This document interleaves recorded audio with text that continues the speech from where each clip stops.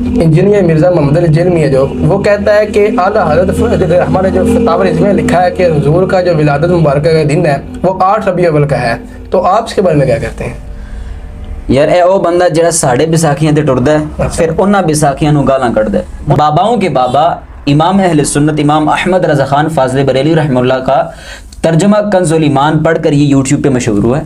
اچھا جی، اس نے mechanical engineering کی ہوئی ہے، اس کو عربی کا کیا پتا۔ میں تو اس سے یہ پوچھوں گا کہ آپ کے پاس کیا دلیل ہے کہ اعلیٰ حضرت نے قرآن کا ترجمہ درست کیا ہے؟ آپ کے پاس اس کی کیا دلیل ہے؟ بقیہ سارے کام غلط ہیں تو یہ وہ ترجمہ بقیہ سارے کام آپ اس پر تنقید کرتے ہیں اور یہ کام آپ کہتے ہیں کہ نہیں اس کیونکہ آپ اس سے فیمس ہو رہے ہیں اس لیے۔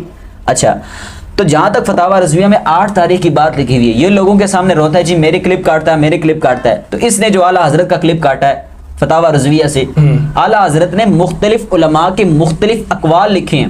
اعلیٰ حضرت نے فرمایا کہ ایک عالم کہتا ہے کہ نبی علیہ السلام کی پیدائش جو ہے نا 12 تاریخ کو ہی ہے، ایک عالم کہتا ہے کہ 2 تاریخ کو ہے، ایک عالم کہتا ہے 7 تاریخ کو ہے، ایک عالم کہتا ہے نہیں 13 تاریخ کو ہے، ایک عالم کہتا ہے 17 تاریخ کو ہے، ایک عالم کہتا ہے 22 تاریخ کو ہے۔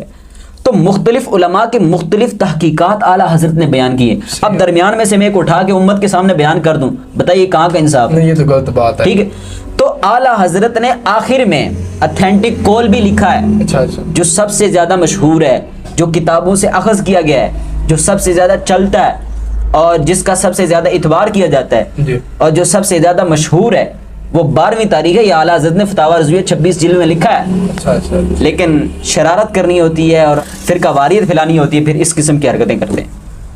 ٹھیک ہو گیا۔